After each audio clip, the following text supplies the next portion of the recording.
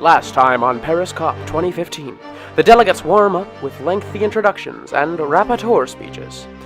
Things, however, got interesting when 2 consecutive amendments were made to adjust the Paris targets in the exact same manner.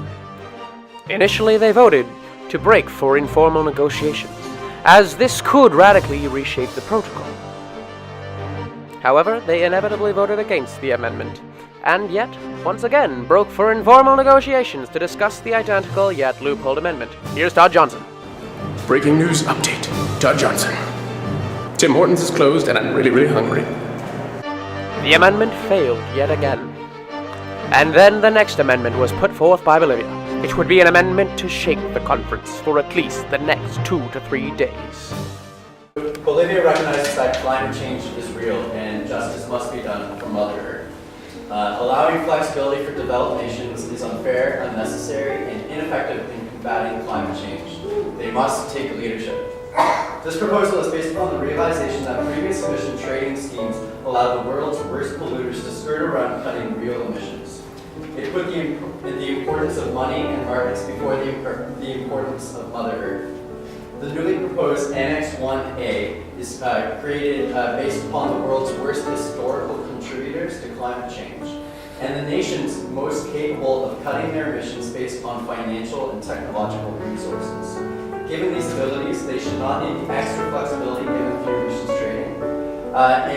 But please, however, note that they are still allowed to partake in clean development mechanism and joint implementation schemes. There needs to be common but differentiated responsibilities in terms of combating climate change. I encourage the proposed Annex 1A states to consider this amendment with values of leadership in mind. You are called in this convention to take leadership, and this is an opportunity to do so. Mother Earth deserves climate justice, and this is a step in the right direction. Thank you. Reiterating what my fellow countrymen have said, I'm wasting all the delegates' time, we are all short on time. I would like to say I support what he has said, I support the amendment, and I think we should all take a serious look at this, as this is the first step to maybe coming to a closer global climate change collaboration. In a final attempt to install reason into the negotiations, your shining president attempted to illustrate the backwardness of trade restrictions and carbon markets. However, it was to no avail. The bill passed with near consensus.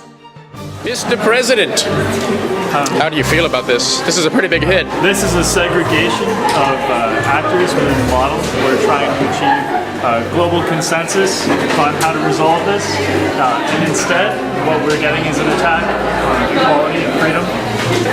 Bolivia, how do you feel having passed this amendment? Hopeful for the future and optimistic with the success of these negotiations going forward.